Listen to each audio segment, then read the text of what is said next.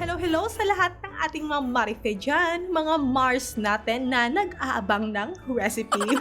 Well, of course, then malapit na ang holiday season. Kung naghahanap ka ng panalong recipe, panghandaan man o pang negosyo, well mga besh, ito ang patok ngayon, ang Choco Caramel Cake. No bake ito, no steam at easy gawin. Kaya kung bago ka sa channel ko, hello there! Don't forget to subscribe and hit that bell at pakiclick na din ang all. Welcome to Ice No Bake Recipe.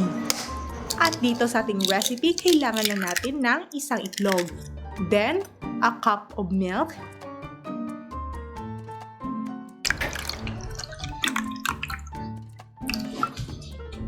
At kalahating cup ng corn oil, or you can use canola oil.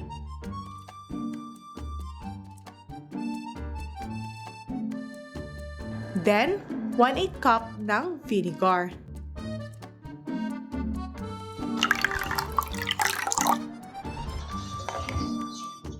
At maglalagay din tayo ng isang cup ng water.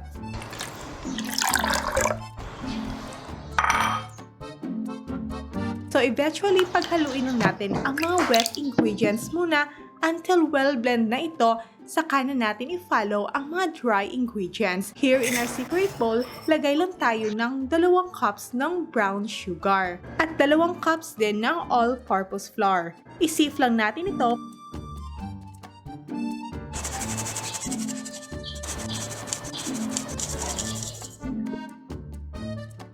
Pati ang cocoa powder.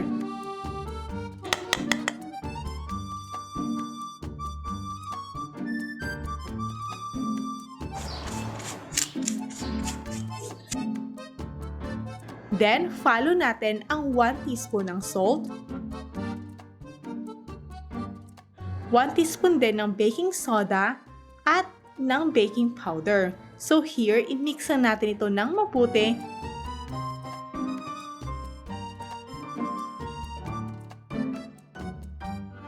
Saka ihalo na natin ang wet ingredients until wala ka ng buo-buo na nakikita.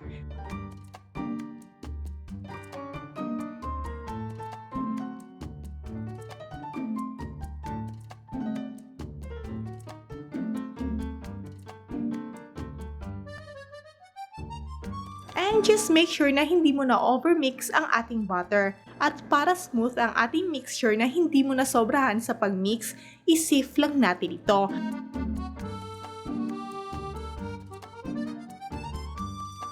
And to ensure din na walang mga flour or sugar na namumuo sa ating mixture at well blend ito, i-sieve ko lang ito twice. And here, I'm using this 7x3 aluminum foil pan.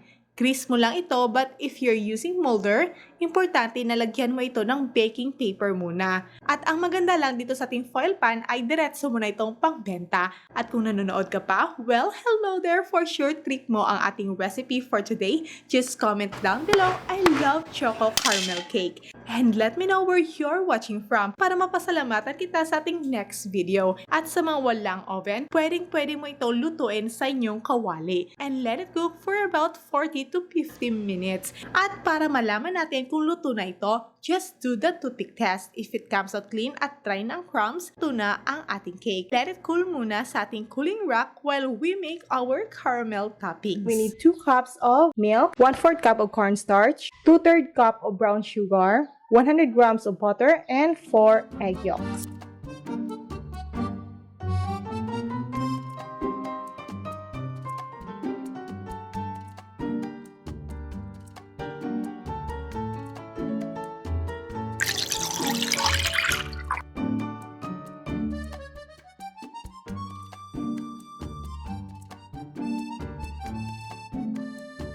So here mga besh, paghaluin lang natin lahat ng mga ingredients until well combined na ang ating cornstarch. Saka isa lang na natin ito over low heat while continue natin in-stir ito.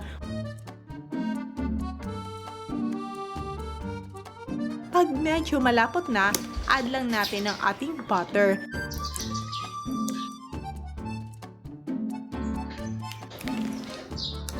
then you know it's done pag ganito na ang consistency nito. Para smooth ang ating toppings, yan isave ko lang dito saka ilagay na natin as toppings. Just spread it over.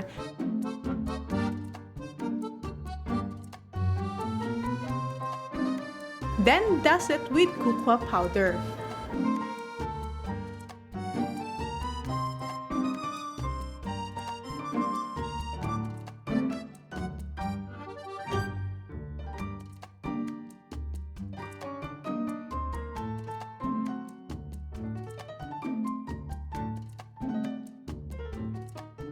If you love my gold aluminum pan, ipopost ko po sa baba kung saan ko nabili ito. Just check the link sa description box below. And here's our choco caramel cake. Sarap sa abot kayang halaga. Patok itong pangnegosyo lalo na ngayong nalalapit na Pasko at New Year. Yakang-yaka mo ito mga sis. Kaya kung naghanap ka ng madaling gawin na dessert for this coming holiday, try nyo na itong ating choco caramel cake. And here's for our taste test. And here, tikman na natin. Masarap siya. Sobrang tama lang yung lasa, hindi masyadong matamis at for sure na makakarami ka at talagang nakakatakam tingnan. Really moist and it melts in your mouth.